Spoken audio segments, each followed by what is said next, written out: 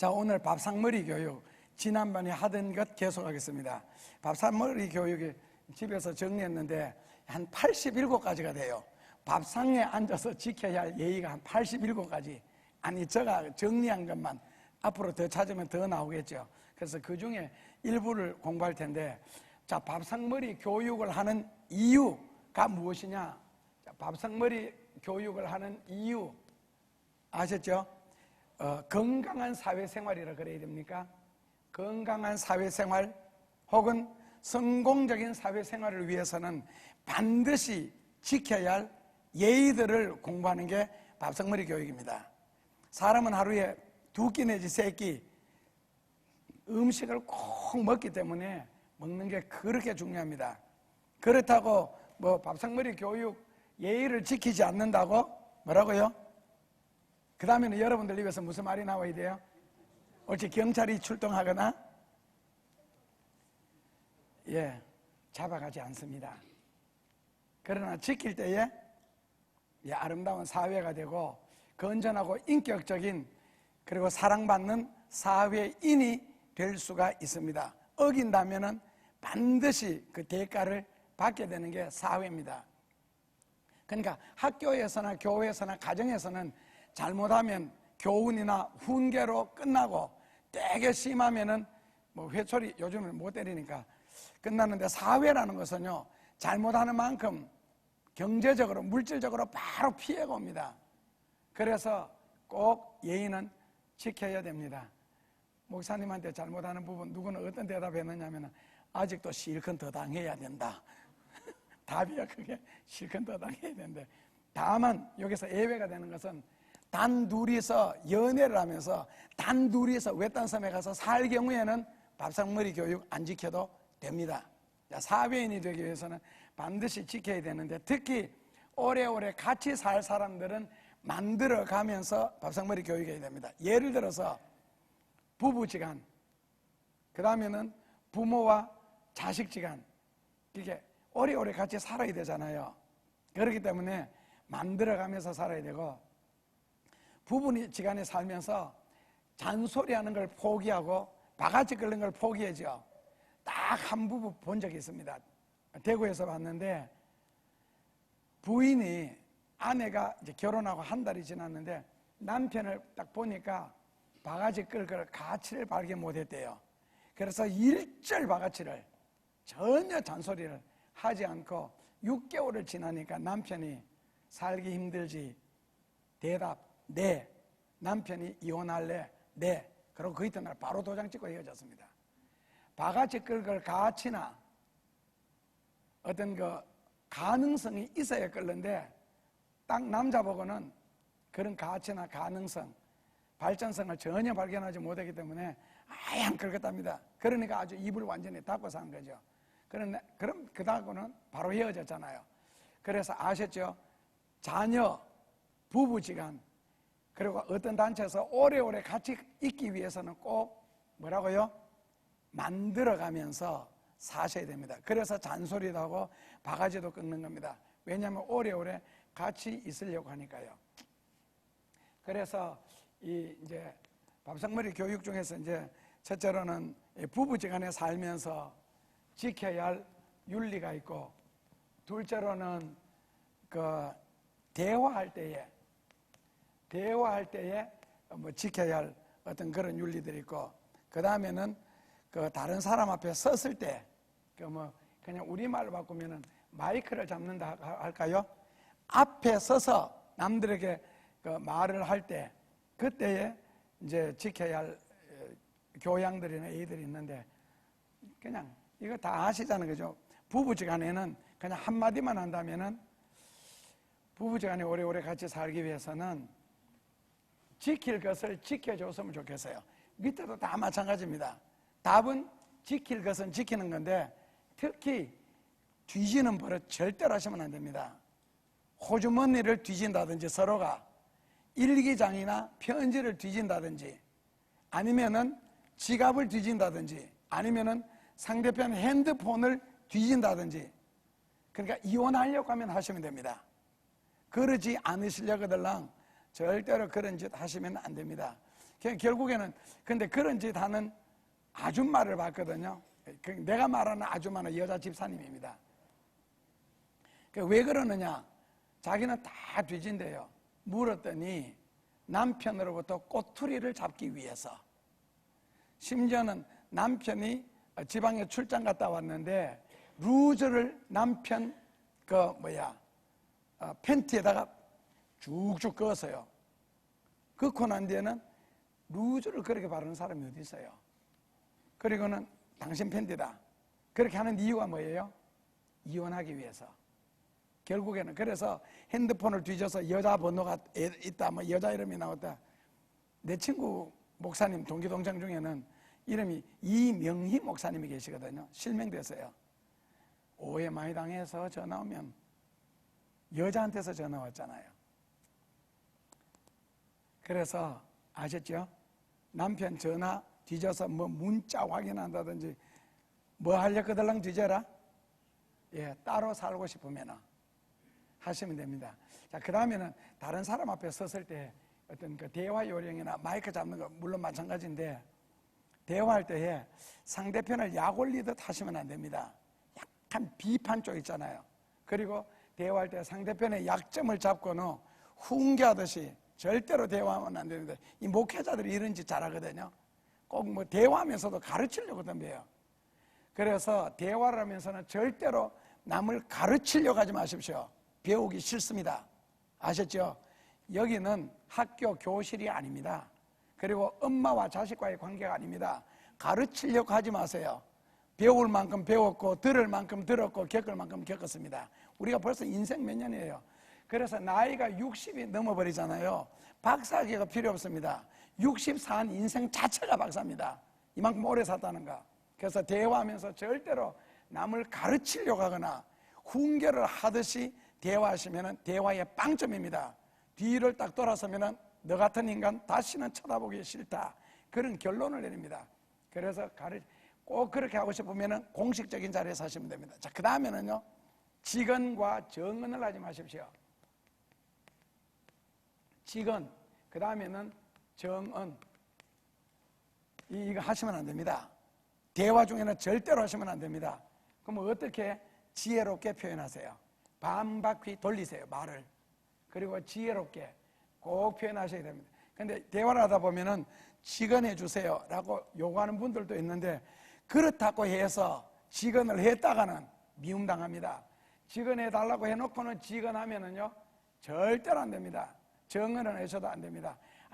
아주 지혜롭게 상대편이 넌지시 이해할 정도로만 이 말을 돌려야지 절대로 직언은 대화의 방법이 아닙니다. 성경이 딱 그렇게 되어 있으니까요. 그 다음에는요, 항상 존대어를 사용하시고 상대편의 나이가 아무리 어려도 내 가족이 아닌 이상 존대어를 사용하시고 부부지간 같으면 존대어를 썼으면 좋겠습니다. 부부지간에는요. 그리고 아셨죠? 직언고 정언도 안 되지만은 바른 말도 안 됩니다. 그러니까 대화는 굉장히 유의해야 되고 그 다음에 이제 마이크 같은 거 잡을 때는 입가에 거품 물지 마세요. 카푸치노 있잖아요, 이거. 진짜 부담스럽거든요. 자꾸 닦으세요, 자기가. 그래서 닭도 뭐 하나 주워 먹고는 입을 계속 땅에다 닦잖아요. 카푸치노일까봐. 닭들 음식 먹을 때 보세요. 계속 입 닦는다니까요. 이거. 그리고 말을 하다가 끊기는 경우 있잖아요.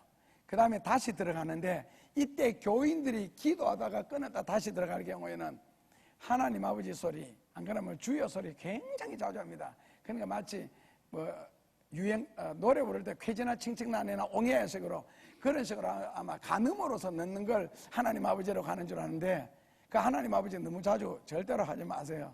내 제자 중에서 하나는 하나님 아버지 주여로만 기도하는 제자도 있었거든요. 지금 흥해 쪽에서 목회를 하는데 그래서 고쳐주려고 내가 한번 옆에서 장난을 쳤죠. 하나님 아버지! 그러길래 우리 사택이 바로 교회 옆에 붙어 있어가지고 얼른 뛰어나가서 그 친구들 한번 기도 시작한 보다 1시간 이상 하니까 아버지! 그러길래 처음에는 가만히 있어서 처음 불렀으니까 그 다음에 기도 내용이 안 나오고 그 다음에 또 아버지! 그러더라고. 그래서 또 가만히 있어서 그 다음에는 이제 열이 올라서 주야 그러더니 주야 아버지 옆에서 내가 와 그러더니 기도하다가 눈을 번쩍 뜨더라고. 기도 계속해. 괜찮아, 계속해. 그 다음부터는 그런 기도 다시는 안 했어요. 그리고 밑에 자란 제자 중에서 지금은 외국에 선교사로 가 있는데, 그 친구는 말할 때마다 하나님 아버지가 우리에게 은혜를 주셨는데 아무 말도 안 하고 그냥 녹음기를 딱 틀어서, 그런 끝나고 난 뒤에 말씀 전하느라고 수고했다고 집에 가서 차 한잔하자고 하고는 내가 녹음기를 틀어놔서 설교 하나도 안 드려. 계속. 그리고 지금 서울에 동무선 큰 교회 부목사로 있는 그 제자는 주께서 우리를 사랑하시기를 녹음기 또 틀어서 차 한잔 마시면서 계속 이 소리만 하지. 설교서를. 그 다음부터는 이거 고쳐줬어요. 그리고 흥이 그 친구 하는데, 뭐 학생 때부터 내가 일을 많이 시켰거든. 새벽 4시부터 6시까지 남의 집에 종살이를 해. 머슴살이. 그래서 양계장에서 새벽 4시부터 6시까지 똥치고 달걀 치우고, 그 다음에 6시 되면 바로 교회 와. 그때부터 둘이서 망치 들고 일하기 시작하면 오후 5시 되면 학교가 야간을 다녔거든요. 그리고 학교 마치고 교회 도착한 밤 11시 반, 그때 망치 들고 다시 교회 일 밤새도록 해요. 그리고 의자에 앉아서 깜빡 졸다가 새벽 4시 되면 똥 치우러 가고. 그 친구 같은 경우, 그래서 교회 웬만한 걸 다 짓고 했는데, 고등학생 시절이에요. 한 번은 일하다가, 뭐 그때는 돈이 없던 시절이니까 라면을 먹는데 입을 라면 그릇에 담가가지고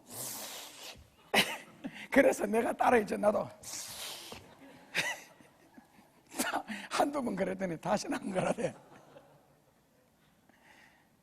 먹는 것부터 많이 제가 좀 심술궂은 데가 있어가지고, 그래서 특히 교회에서는 하나님 아버지가 많이 들어가거든요. 그런데 일반적으로 마이크를 잡는 사람이나 앞에 섰을 때는 말하다가 끊기잖아요. 그리고 다시 시작할 때 입맛을 외다서 쩝쩝 하는 소리 있잖아요. 되게 많이 합니다. 생각 외로. 마이크 들고 이야기하는 사람을 보십시오. 아니면은 우리 지금 발성 연습하는 거 아니거든요. 그래서 애나 쩝쩝, 그 입맛 다시는 소리 있잖아요. 진짜 TV 같은 데서 보면은 듣기 싫고 보기 싫어요. 쩝쩝하는 소리요. 그런 거 하지 말고, 그러면은 마이크 잡을 때 아시죠? 이 소리 나는지 안 나는지 확인하죠. 저는 확인 절대로 안 하잖아요. 어떨 때 말 시작하면 안 켜져서, 근데 하다 보면 저기서 다 켜져요. 그러니까 여러분들 스스로가 막 푹 불어가면서 막 툭툭 쳐가면서, 그리고 마이크 손에 딱 잡으면 벌써 들어가면 벌써 바스락 소리 나요. 그냥 안 나도 그냥 자연스럽게 하시면 됩니다. 자, 지금부터 밥상머리 교육을 시작하겠습니다. 이게 이제 87번째인데 옛날에는 1번부터 했거든요. 1번부터 50몇 번까지 했어요. 그래서 중복될까봐 오늘은 거꾸로 87번부터 하겠습니다. 87번은 뭐냐? 어른들 앞에서 절대로 자식 교육하지 말 것. 이게 무슨 말이냐면은, 이게 이제 특히 저 같은 경우에는 목회를 하니까 자녀들 데리고 가잖아요. 어린 자녀들. 그러면 목사님한테 인사해야지 평소에 절대 인사 안 합니다. 그거는 심지어 국민학교 초등학교 6학년 됐는데도 인사 안 하고 많이 쳐다봐요. 근데 아버지가 계신다. 저 멀리서부터 한 서너 번 합니다. 가까이 오면서 계속 90도 목사님 안녕하십니까? 왜? 아버지가 옆에 있거든. 그 아버지는 그 자식을 때릴 때 아주 모질게 때리거든요. 아주 거의 뭐 반 죽여놓습니다. 그러니까 아버지가 떴다, 안 그러면 엄마나 다른 사람이 아버지한테 일러준다 그러면 아가 갑자기 얼굴이 싹 변합니다. 그런데 이제 그 아버지가 없을 때 이 교회에서 몇 번 부딪혔거든요. 딱 쳐다보고 저는 끝까지 눈도 깜빡 안 하고, 그래서 내한테 잘못한 거 7가지 걸려서 불 지르는 것부터 시작을 해서 뭐 돈 훔치는 것부터 7가지 걸려서 한번 불러서 처음부터 너가 언제 이렇게 해서 탁탁 지나가는데 많이 쳐다봐. 눈도 깜빡 안 하고. 얼굴이라도 좀 붉히거나 고개라도 숙이면은 그만둬서 되는데 쳐다보길래, 지금 내가 너한테 이야기한 건 너희 아버지한테 그대로 이야기할게. 알았어? 그때서야 잘못했습니다라고 그냥 막 빌기 시작하는 거예요. 어른 앞에서 자식을 교육하잖아요. 그거는 진짜 신뢰거든요. 왜냐하면은 그 사람이 없으면 안 합니다. 그냥 가정에서, 그리고 딴 데 가서 예의를 지키지 않거나 이러면은 딱 체크해 놨다가 집에 가서 아이를 반틈 살려주면은 없는 곳에서도 합니다. 그러니까 있는 곳에서 이게 자꾸 교육을 하기 시작하니까 나중에 없으면 안 해요. 그리고 그때 엄마나 아빠가 강제로 목사님한테 인사해야지, 그런 억지 인사 절대 받기 싫습니다. 그런 거 뭐가 잘못하면은 목사님 앞에서 그러면 되나 절대로 아셨죠. 그래서 어른 앞에서, 그런 부모님 앞에서도 절대로 교육을 하면 안 됩니다. 그러니까 자식 교육은 울타리 안에서만 하셔야 됩니다. 그런데 어른 앞에서 자식 교육하는 엄마나 아버지 보면은 그렇게 멍청해 보일 수가 없습니다.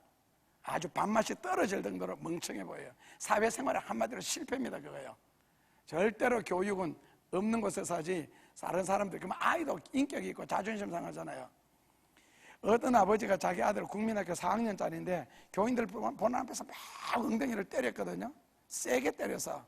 그런데 아이가 그걸 맞으면 울어야 되는데 아이가 맞으면서 아버지가 막 육두문자로 아이를 욕을 하더라고요. 그런데 그 아이는 교인들을 계속 쳐다보는 거예요. 자존심 때문에. 그게 완전히 인격적으로 거꾸로 만들거든요. 그 다음에 86번째요. 식당 같은 곳에서 이제 함께 식사를 하게 될 때 자녀 관리 꼭 잘해주세요. 자기 자식이라고 절대로 감싸지 말고 무례하지 않도록 꼭 조심시켜 주시기 바랍니다. 부모는 안 불편한데 남들이 불편해요. 그리고 불편이 지나치면은 불쾌까지 해요. 그리고 밥맛까지 떨어지고 심하면은 인상까지 쓰게 됩니다. 점잖은 사람들은 아이들이니까 하면서 겉으로 애써 괜찮다고 말하지만은 절대로 속으시면 안 됩니다. 속으로는 아닙니다. 그리고 식사하는 자리, 어른들이 만나는 자리는 아이들 데리고 다니지 마세요. 절대 실례입니다, 그거요. 아셨죠? 절대로 아이들 데리고 그 어른들 만나는 자리, 식사하는 자리 데리고 다니지 마세요. 만약에 아이들 집에 혼자 두고 올 수 없을 경우에는 그 자리를 피하세요.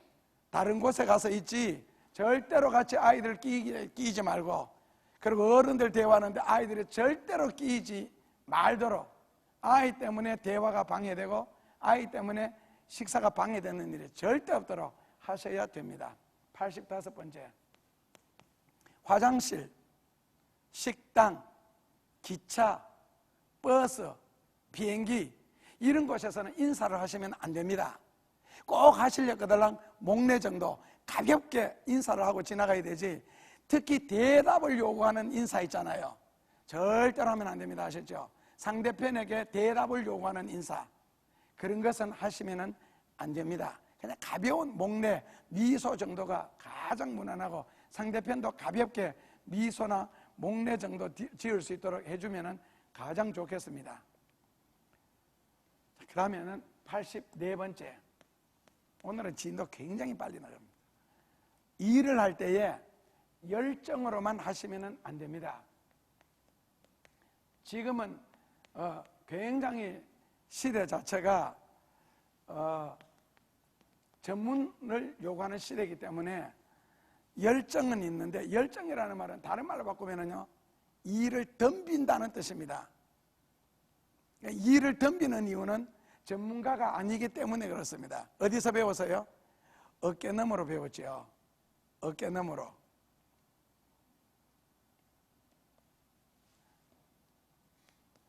그래서 어깨너머로 배운 지식은 항상 위험합니다. 그러니까 아셨죠? 열정으로만 덤비지 말고 하는 것을 두고 보시면서 자기가 도울 일 있는 부분만 도우시면 됩니다.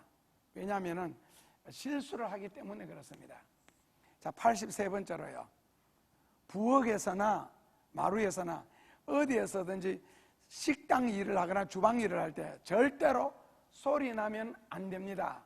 그릇 부딪히는 소리, 떨어뜨리는 소리, 밥 먹다가 놀랍니다. 그리고 소리 나는 쪽으로 딱 고개를 틀거든요. 그래서 웬만하면은 소리가 나지 않게 일을 해야 됩니다. 다른 말로 바꾸면은 조심성이 없어서 그렇습니다. 그러니까 꼭 하다못해 설거지 하나를 할지라도 절대로, 아셨죠? 소리 나지 않도록 그렇게 하면은 참 좋겠습니다. 자, 그 다음에는 우리가 늘 강조하는 부분이죠. 잔반 이야기요. 요즘에 갑자기 음식 쓰레기가 나오기 시작했습니다. 예수님도 음식은 절대로 버리지 마라. 그 나중에 찌끄러기가 나왔잖아요. 딱 거두니까 뭐 12광조리가 되더라. 그리고 돌려주거든요. 책에 보니까 어떤 스님이 산을 막 계곡을 따라 막 뛰어 내려오더래요. 한참 내려오더니 들어가더니 뭐 주섬주섬 하더니 배추 이파리 한 입을 들고 나오더래요. 그래서 하도 신기해가지고 아니 저 배추 이파리 한 입 때문에 해서 그 중을 따라 올라가더니 무려 산속으로 2km나 올라가더랍니다. 아니 배추 이파리 그 한 입 가지고 2km나 계곡을 따라 내려오셨습니까? 하니까 신이 우리에게 주는 보시는, 자 보시라는 말 불교용, 우리는 뭐 배품, 헌금, 뭐 봉헌 이런 뜻입니다. 신이 인간에게 주는 것은 버릴 것이 하나도 없는데 배춧이파리 하나도 아낄 줄 모르면서 무슨 진리를 논하느냐. 음식 문제요. 절대 남기시면 안 됩니다. 우리나라에서 1년 동안 음식 쓰레기 잔반 처리 비용 2조 원입니다. 1년에 2조 원요.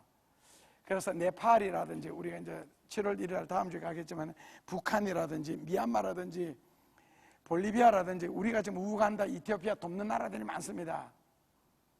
한번 가보십시오. 물 한 모금을 마시기 위해서 그 땡빛 사막길을 맨발로 50리를 걸어가서 물통에다 물을 담아서 다시 50리를 걸어옵니다. 하루에 100리를 걷습니다. 그렇게 해서 물을 한 통 그리고 이거 올 만큼요. 많이 들고 오는 것 아니죠. 그러면 그 이튿날 다시 그렇게 아침에 새벽부터 일어나서 50리를 걸어가서 물 한 통을 떠서 다시 50리를 걸어오고 그 다음에 하루 마시고 물 한 모금 마시기 위해서도. 그러니까 음식을 남긴다 그러는 것은 이거는 절대로 있을 수가 없는 이야기인데 아마 요즘 우리 교인들이 아닌 새로운 교인들이 많이 와서 그런지 이 잔반 문제는 다음 주부터 다시 제가 숟가락을 들고 서가 있겠습니다. 그래서 남겨오는 음식을 제가 먹겠습니다. 근데 이거 어느 정도 이게 중요하냐면은 음식을 잔반을 남기지 않는 것도 중요한데 81번째는 음식을 다루는, 그러니까 아까 그 소리 나지 않게 해라 그랬는 부분 있잖아요. 이거하고 조금 같은 맥락인데 하여튼 부엌에서나 이게 서비스를 할 때 굉장히 조심스럽게 해야 된다. 절대로 한 손으로 일하는 법은 없어야 된다. 한 손으로. 더 다른 말로 바꾸면은 한 손에는 쟁반에다가 뭐 예를 들어서 컵을 여러 개 담아 들고 왔다. 이걸 다시 한 손으로 내려둔다. 이건 진짜 몰상식한 일입니다. 이거 어렸을 때부터 부모한테서 이 밥상머리 교육 안 받아서 그렇거든요. 이거 이러다가 뭡니까? 쏟습니다 이거요. 안 쏟아도 한 손으로 주는 법이 어디 있어요? 그냥 절대로 한 손으로 일하시면 안 되고 반드시 두 손으로 받쳐서 들고. 그래서 술을 마실 때도 주법이라는 게 있잖아요. 하다못해 쨍그랑 하는 걸 뭐라 하죠? 치열하고 하는 거. 치열스 하는 거. 건배하는 거. 자, 건배할 때도 자, 오늘 상 주려고 가져왔는데 1등 상을 안 줬네. 건배할 때도 뭐 그 술잔을 부딪히면서 찬 이거 부딪히는데도 아시죠?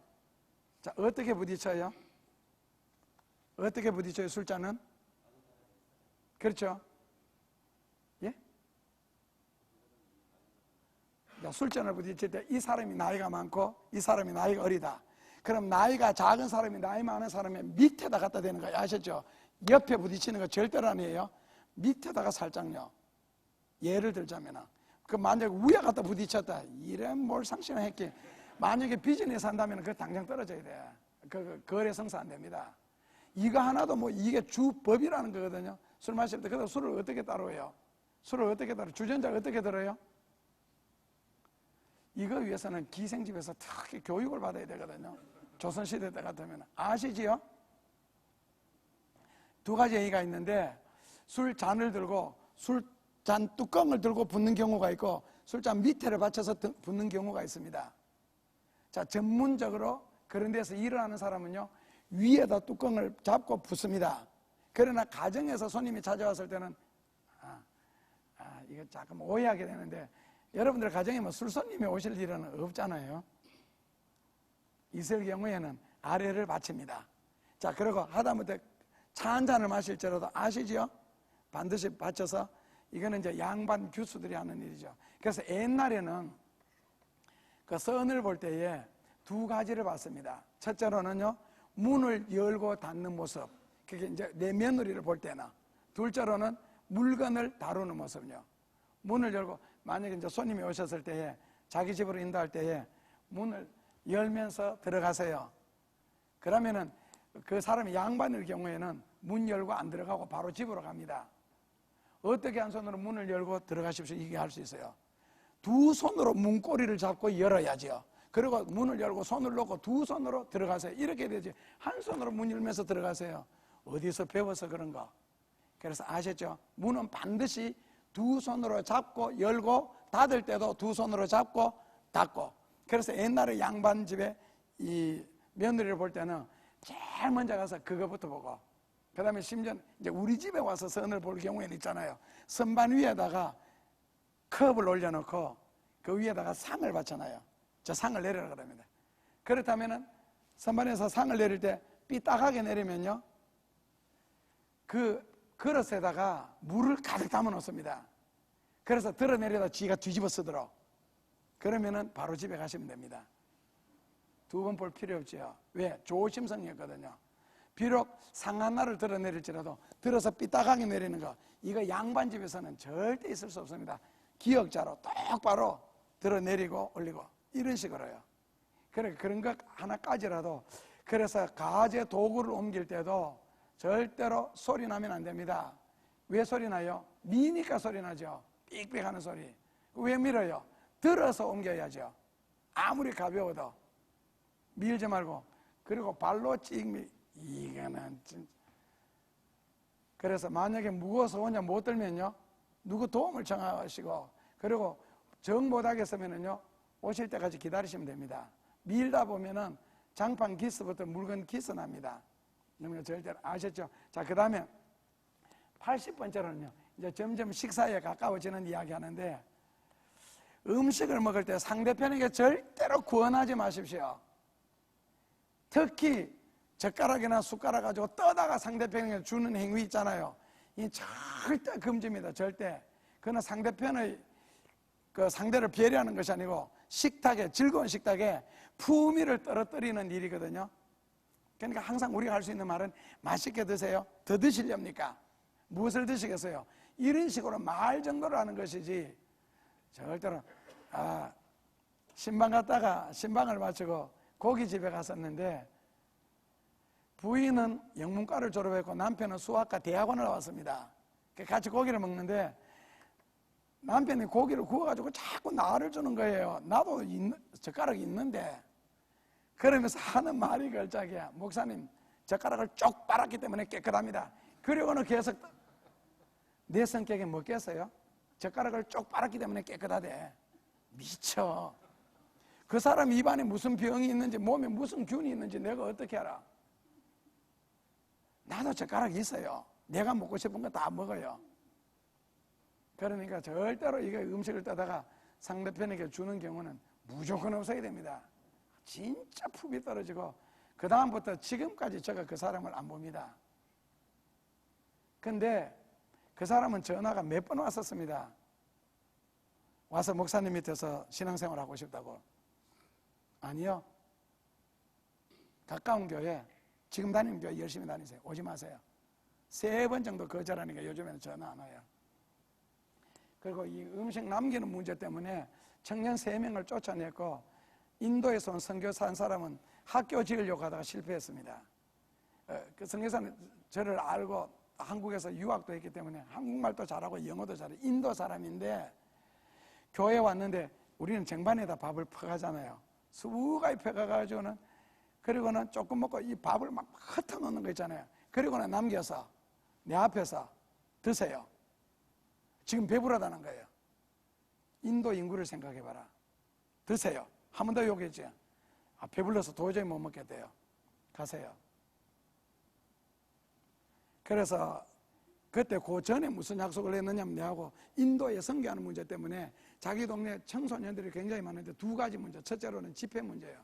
가면 학생들이 청소년들이 한 700에서 1000명 정도 모이는데 그 집회를 인도해 달라고 부탁하러 왔었고, 둘째로는 그런 동네에 한나라교회에서 선교를 하면 굉장히 보람이 있을 것이다. 그래서 학교 하나 짓는데 얼마 정도 드느냐 물어보니까 생각 외로 얼마 안 들어요. 그냥 몇 천만 원 정도 수준이에요. 그래서 지어주겠다고 오라고 이제 구체적인 이야기하러 왔다가 이제 예배 마치고 점심을 먹다가 걸렸거든요. 선교 다 취소했습니다. 밥 한 그릇, 네 밥그릇 네가 책임을 못 졌는데 당신 같은 사람 믿고 선교할 수 없다고 같이 하지 않겠다고 가라고. 그래서 인도에 가서 편지가 한 3차례 정도 왔는데 영어로 굉장히 공손한 단어들을 예의 지킬 거는 다 지켜서, 그런데 거절했습니다. 자기 밥그릇도 자기가 하나 책임 못 지는데 무슨, 그 다음에는 우리가 무료 급식할 때 20대 한 초반 약간 넘는 청년들이 전도 받아서 왔어요. 왔는데 뭐 교회에서 그날 떡을 내서 하얀 떡, 쑥떡 비슷한 거 섞어가고 반달처럼 생겼는 거,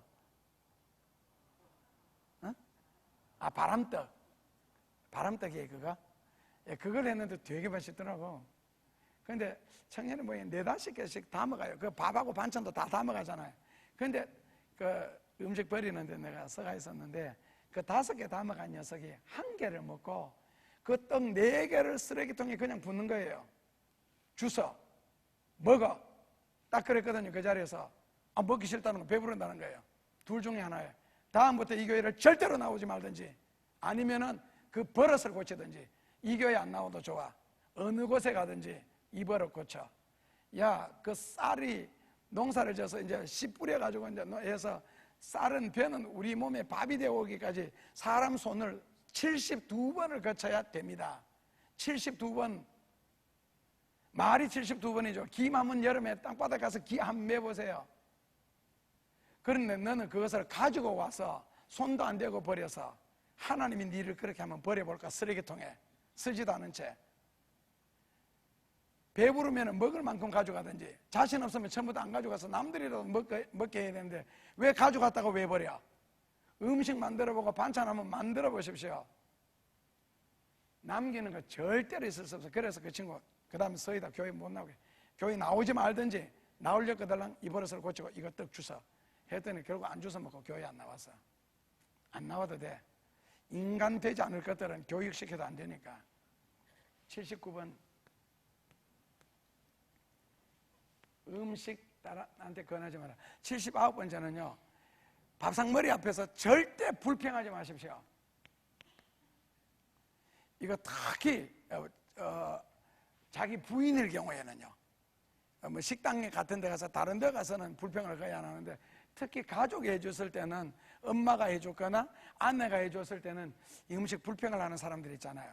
성경적으로는요 감사함으로 맛있게 먹어라. 입맛에 맞지 않으면은 입에 맞추어서 먹어라. 근데 나는 굉장히 싱거운 음식을 좋아하는데 음식이 짜다 그러면요,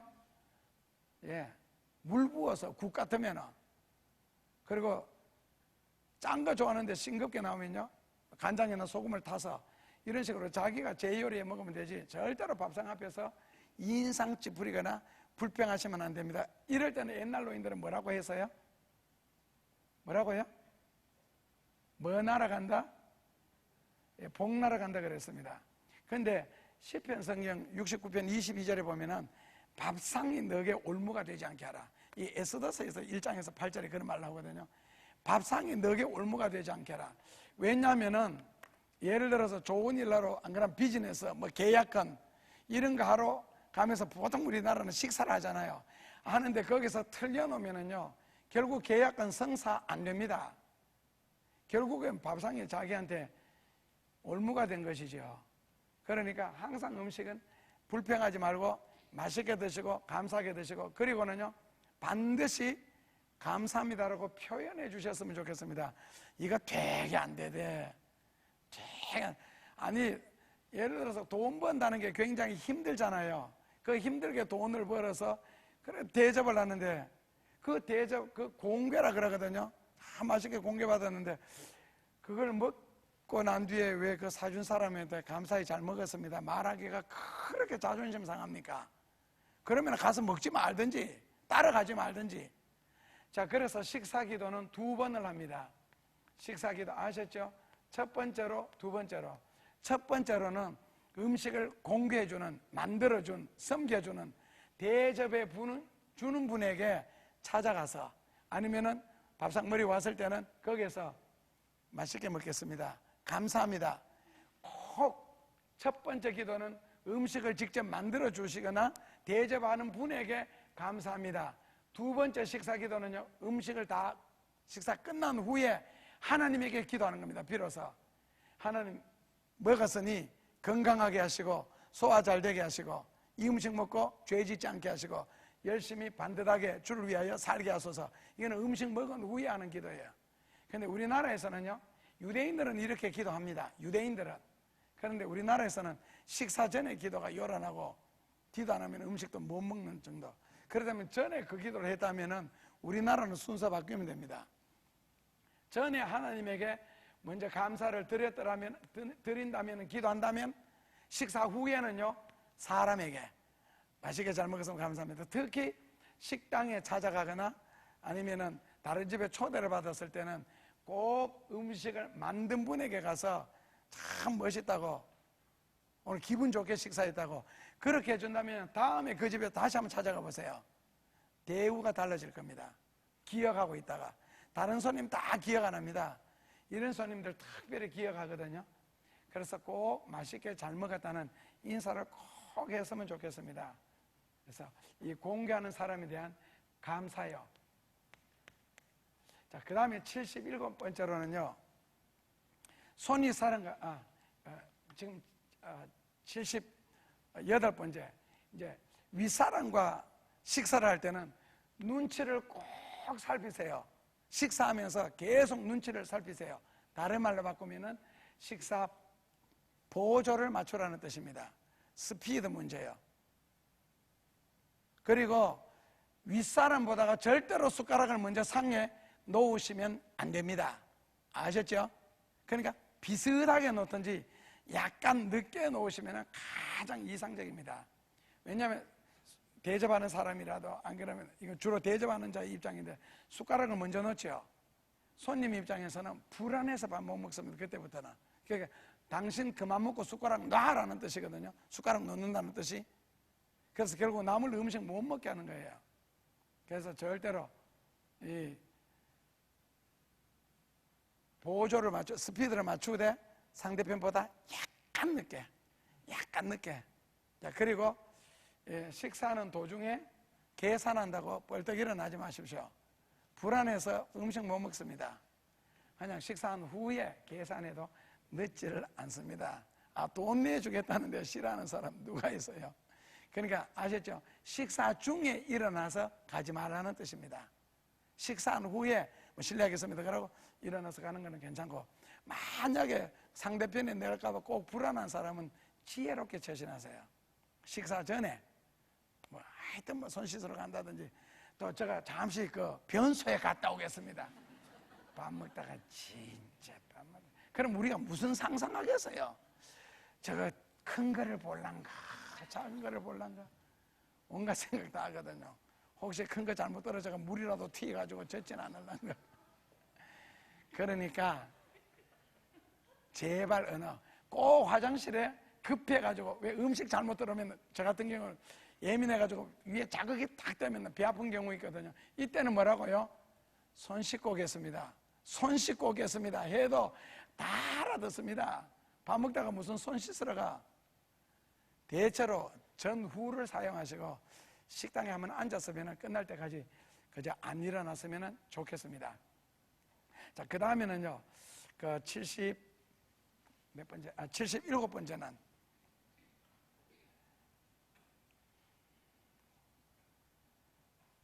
교회에서 노약자, 목회자, 이제 이번 주 토요일 같으면 이제 내빈들 많이 오죠. 반드시 지체부자요, 포함해서요. 이런 분들을 포함해서는 공개할 당번이 따로 있었으면 좋겠습니다. 공개할 수 당번이. 그리고 특히 뷔페식으로 음식을 떠먹을 때는 같은 음식 2번 포기지 마세요. 아셨죠? 한 번씩만 ጨ으세요. 계속 한 자리에 서가지고 맛있다 싶으니까 집중적으로 공략하는 경우는 절대 없어야 됩니다. 남을 배려하기 때문에 그렇습니다. 한 번씩 가지고 그걸 한 바퀴 돌고 그 다음에 다시 2번째 가서 또 드셔도 되거든요. 그래서 자기 입맛에 맞다고 해서 한 가지를 집중적으로 수북하게 퍼오는 행위는 절대로 없어야 되고, 그 다음에 식사를 한 후에 수저 놓을 때 있잖아요. 특히 양식할 때 칼은 뒤집든 옳게 놓든 표 안 나는데, 특히 포크라 그럽니까? 쇠서랑 있잖아요. 쇠서랑. 우리나라 젓가락 뒤집어 놓도 옳게 놓으면 표 안 나고, 숟가락 같은 건 표 나는, 숟가락은 뒤집어 놓는 사람이 없거든요. 근데 특히 포크 같은 경우 있잖아요. 바르게 놔요. 식사 끝난 후에 바르게 놔요? 엎어놔요? 아니, 여러분들은 바르게 놓습니까? 엎어놓어서 식사 끝난 후에 양식, 이 칼로 베는 음식 있잖아요. 이런 거 먹을 때 식사 끝나고 난 뒤에 칼하고 포크는 엎어놔요? 바르게 놔요? 그리고 접시 위에 걸쳐놔요? 땅바닥에다 놔요?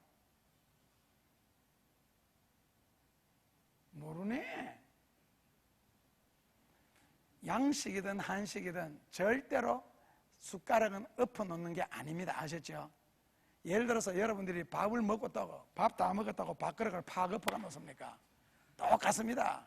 국그릇이나 밥그릇이나 반찬그릇 다 먹었다고 엎어놓지 않잖아요. 숟가락 마찬가지입니다. 절대로 엎으시면 안 됩니다. 양식이라도. 아셨죠? 제일 무난한 것은 그냥 밥그릇에 처음에 놓였던 자리 있잖아요. 거기 놓는 게 가장 무난하고, 그 다음에 접시가 약간 둥그러 높아서 그거 놓으면은 이 뾰족한 것이 상대편을 향하거든요. 거의 전투 자세입니다. 포크가. 그래서 그냥 옆에다가 놓고, 그 다음에 사용하는 화장지는 아시죠? 깨끗하게 네모나게 이거 닦고 난 뒤에 줄줄 말아가 또 던져 넣어서 이 집 음식 오늘 엉망이었습니다 하는 걸 묵시적인 표현으로 화장지를 사용하고 대략 이거 둘둘 말아서 놓는 거거든요. 그래서 절대로 그러지 말고, 그러니까 외국에 같은 데 나가면은 조금 이렇게 초대받잖아요. 마지막에 안주인이 나타나서 숟가락 밑을 탁 이렇게 봅니다. 이렇게 볼 필요도 없죠. 벌써 화장지가 여기저기 뭉쳐 있고 그러면은 주인 안색 얼굴이 쫙 변해요. 아시는 분들은요. 왜냐하면 오늘 당신 대접이 개판이었습니다. 이제 그것을 표현하는 게 휴지 접어놓는 거거든. 그래서 먹고 난 데는 휴지가 원래 이렇게 4번이나 접혀져 있으면은 한 번 다시 접고, 그 다음에 다시 한 번 접어서, 그 다음에 젓가락 밑에 이렇게 눌려 놓습니다. 아주 오늘 음식 맛있게 잘 먹었습니다. 감사합니다. 그러는 뜻입니다. 이렇게. 아셨죠? 절대로 줄줄 말지 마시고요. 그리고 한식 먹을 때 이야기인데요. 식사하고 난 뒤에 이제 한식인 경우에 수저 문제 자꾸 들으니까 여러분들 속으로 아이고 저러다가 목사님 앞에서 밥이나 먹겠나. 근데 실제적으로 밥상머리 교육은 이게 아니고, 이제 우리 집에 손님이 도착했을 때부터 나갈 때까지 그 순서가 쫙 있거든요. 한 32가지 단계를. 원래는 그걸 배우셔야 되는데 이건 아주 일반적인 이론이에요. 그걸 듣고 나면요, 집에 절대로 초청해서 밥 안 해준대. 아주 복잡하고 까다롭대. 근데 그게 있잖아, 내 편하고 너 편하라고. 예의라는 게 그렇잖아요. 서로가 편하기 위해서 예의라는 것이 있잖아요.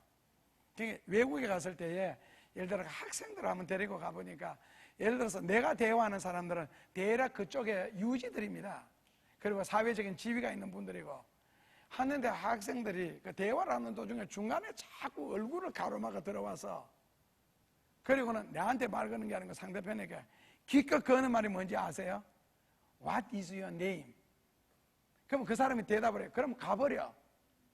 또 끼어들어. 그 이름 알아서 뭐 하려고? 그래서 같이 갔던 청년한테 눈짓을 해서, 그럼 그 다음부터는 안 하더라고. 어디 한쪽 구석에 가서 아마 교육이 조금 있었던가 봐. 특히. 그래서 음식을 먹으면서 내가 끼어들 자리, 안 끼어들 자리, 이거 꼭 구별하셔야 됩니다. 특히 식탁에서는 대화라는 게 있잖아요. 프랑스 사람들은 평균 3시간 식사하잖아요. 중국에서도 풀코스 2시간 이상이 돼요. 한국 사람들 급하잖아요. 그러니까 외국에 가면 밥값을 좀 많이 깎아줍니다. 왜? 30분도 안 되고 벌써 왔다가 나가니까. 그러니까 자리가 비니까. 근데 이제 식탁에서는 대화 자리가 굉장히 풍부해야 되는데, 이 치아 구조 때문에 말하면은 침이 앞으로 잘 튀기는 사람들이 있습니다. 약간 뻐덕니 계통이라든지 이가 앞으로 이렇게 모아지는 사람들, 입술도 앞으로 이렇게 튀어나거든. 그러면 말도 좀 부자연스럽게 언어가. 그래서 자기가 말하면은 입에서 이게 잘 튀어나오는 경우들이 있잖아요. 그래서 말하지 마시고, 그리고 상대편이 대화를 할 때에 요건 내가 끼일 자리인지 안 끼일 자리인지 꼭 내용을 한 번 정도 분석했으면 좋겠습니다. 불쑥불쑥 튀어나오면은요 굉장히 신뢰되거든요. 그래서 내가 갈 자리인지 안 갈 자리인지, 참여할 자리인지 안 참여할 자리를 구별하죠. 그 다음에 74번째는 식당에 식사를 초대할 경우 있잖아요. 그러니까 자기 집에서 먹는 게 아니고, 갔을 경우에는 초대하는 사람이 있고 같이 따라가는 사람이 있습니다. 초대받는 사람이 있는데 반드시 초대한 사람이 앞장을 서서 들어가셔야 됩니다. 식당 안에 들어갈 때. 왜요? 외국도 그렇지만 지금 우리나라도 큰 예약제입니다. 그 들어가면은 누구 이름으로 예약하셨습니까? 몇 사람 예약하셨습니까? 이걸 꼭 묻기 때문에, 그래서 초대한 사람이 꼭 앞장서 들어가서 대신 대답을 다 하고 그 다음에 안으로 들어가서 안내를 하도록 그렇게 하셔야 됩니다. 아셨죠? 그래서 그 카운터 앞에 전부 다 세워놓고는 누구 이름으로 예약했습니까? 뭐 내 이름으로, 아니면은 뭐 몇 인분 예약했습니까? 뭐 그거 하면 안 돼요. 그래서 살짝 먼저 들어가서 처리해놓고 그 다음에 안내하는 겁니다. 그러니까 올라갈 때, 들어갈 때 미리 앞장서세요. 조금 일찍 들어가세요. 한 30초나 1분 일찍요. 우리도 바리새가 다 찾아갈 줄 압니다. 이 코가 더 잘 찾아갑니다. 그리고 배가요. 그게 이제 요즘 우리 교회에서 아마 위로받는 분들이 많을 겁니다. 뭐 성기남 집사님이나 신동문 장로님, 이상희 집사님, 뭐 김선일 집사님, 이렇게 위로받는 분들 있잖아요. 이런 분들은 길을 갈 때 꼭 배가 먼저 갑니다. 이건 내가 배가 부르다는 뜻이고, 그 대략 걸음 걷는 모습 보면은 배부른지 배고픈지 표가 나거든요. 배고픈 사람은요 입이 먼저 갑니다. 입이. 배부른 사람은 배가 먼저 가고. 그래 아셔서 안내 잘 하시면 됩니다. 그 다음에는요, 이제 식당에서 이제 음식 시켜 먹는 경우를 계속 말하는데, 74번째 음식 선택하는 문제에 있어서, 이 마카커피 주소. 경상도 사람이 서울에 와서 마카커피를 달라 그러니까 모카커피는 파는데 마카커피는 안 판대요. 마카는 무슨 뜻이죠? 전부 다. 전부 다 커피 주세요를 경상도에서는 마카, 모두 다라는 뜻이거든요. 마카 커피 주소. 모조리 짜장면 주소. 모조리 짜장면이 어디 있어요? 모조리 짜장면 자기는 먹지. 그리고 식당에서 음식을 선택할 때 초대하는 분 꼭 유의해야 할 사항, 무엇을 드시겠어요? 물으시면 안 됩니다. 초대하신 분이 일방적으로 그 메뉴를 선택해서 대접하시는 게 옳은 겁니다. 원래는. 아셨죠? 혹시나 나는 짬뽕을 먹고 싶은데 상대편이 초대받은 분이 짜장면 먹고 싶어 하면 어떻게 할까? 그래서 막 주저 쪼밋 하는데 그럴 필요 없습니다. 내가 만약에 짬뽕을 좋아하잖아요. 그러면 상대편도 짬뽕 시켜주면 됩니다. 꼭 초대하신 분이 초대받은 분에게 일방적으로 선택을 해주는 것이 원래는 예입니다. 그런데 짜장면집에 미리 예약을 하러 가는 경우가 대체로잖아요. 그런 게 이미 예약됐으니까 가서 먹어도 되는데, 이런 음식 예약해놨는데 괜찮으시겠어요? 그러면은 안 괜찮다 하면 취소하고 다시 시킬 거야. 그래서 그건 신뢰가 아닙니다. 괜찮습니다. 그리고 뭐를 좋아하십니까? 제가 좋아하는 고기가 있습니다. 모기 눈가리 요리 이런 거 좋아합니다. 좀 비싸긴 하지만. 그리고 파의 창자 요리. 그러면 내가 모기 눈가리 요리, 이거는 뭐 중국에 가야만 먹을 수 있는 건데, 모기 눈가리 요리 그 한 접시 하려고 하면 박쥐를 몇 마리 잡아야 되는지 아십니까? 박쥐가 모기를 잡아먹고 소화가 되고 모기 눈가리가 소화 안 되거든요. 그러면 박쥐 위를 따가지고 그걸 다 씻어서 모기 눈가리만 골라내는데 수백 마리 잡아야 한 접시 나옵니다. 그럼 내가 모기 눈가리, 한국에서 모기 눈가리 시켜주실래요?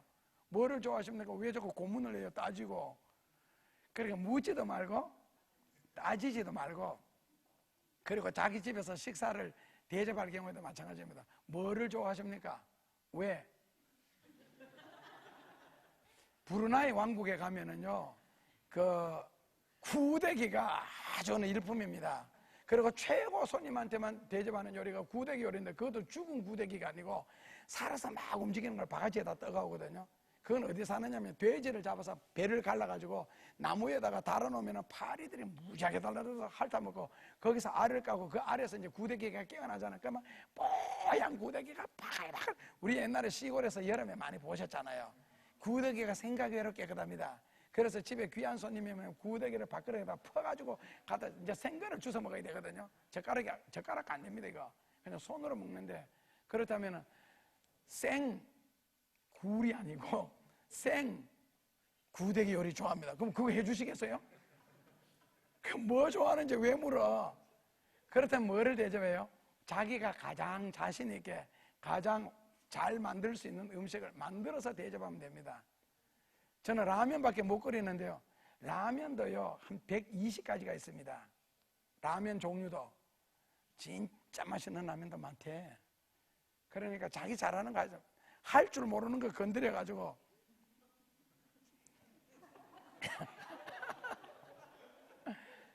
차라리 생오이를 된장하고 주면 찍어 먹겠는데, 이거 뭐 요리했다고 막 안수 받아가 푸르죽죽하게 다 죽었는 거 있잖아요.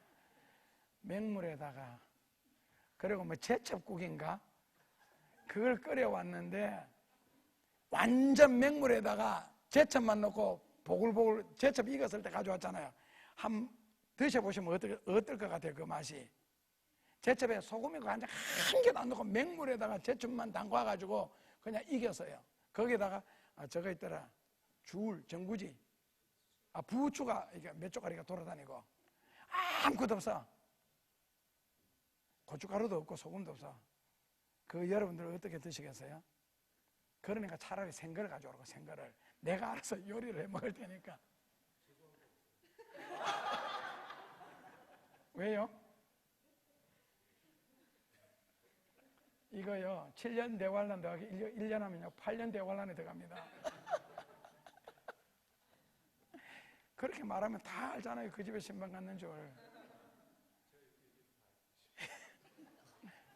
그런데 저 집 부인 되시는 권사님이 우리 목사님 평생에 따뜻한 밥 한 그릇 못 해드렸는데 이자판에 따뜻한 밥 한 그릇 대접해야 되겠다 해서 갔는데, 반찬이 그 깍두기 있잖아요. 그 어디서 몇 년 묵혀가 가져왔는지 딱 깨무는 순간에 눈이 딱 감기는 거 있잖아. 그래서 너무 그러니까 이 제첩으로 이거 입을 헹궈야 되겠다 해서 제첩을 딱 떼는 순간에 음에 비린내에다가 그 다음에 서양식 특별 요리가 나왔어. 서양식 특별 요리, 닭고기 요리 어디서 두드려 맞았는지 하여튼, 그래서 헐레벌떡 헤아려 보니까 8점 나왔어. 내 혼자도 12개는 먹어. 그러면 저 덩치 큰 사람하고 딱 버티고 앉았는데 계속 내보고 먹으래. 자기들은 안 먹고. 먹을 수 있어 그거를? 어떻게 먹어? 거기에다가 빨간 당근 13조각 들었더라고. 감자 5개, 그리고 무슨 뭐 수분인지 구정물인지 막 들어 부어가지고 흔들어 놔서 일단. 간은요 아무것도 없어. 소금이고 뭐 한 개도 없어. 한번 드셔보실래요? 그 다음에 뒤 소문이 들리기를, 다음부터 목사님 절대 집에서 대접 안 한다, 밖에서 꼭 대접한다. 속으로 대접할까봐 나 스키도 무지하게 했다. 또 대접할까봐. 상대편 입장도 생각해야지.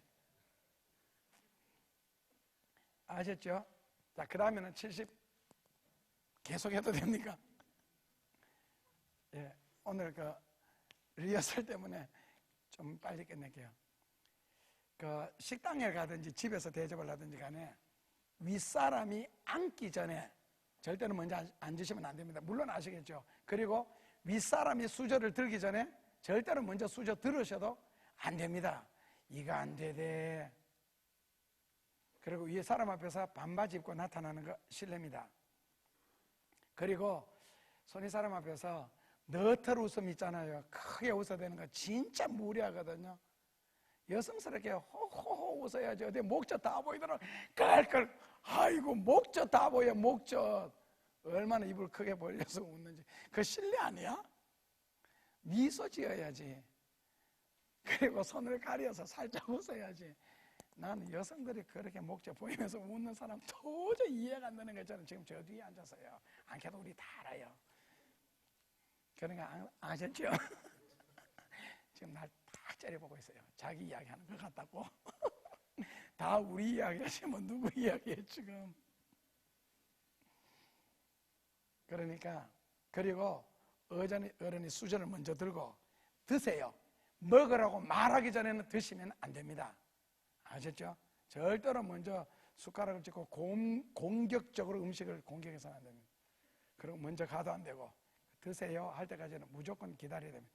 지금 테이프가 다 돼가 불이 반짝반짝하니까 다음에 계속하겠습니다.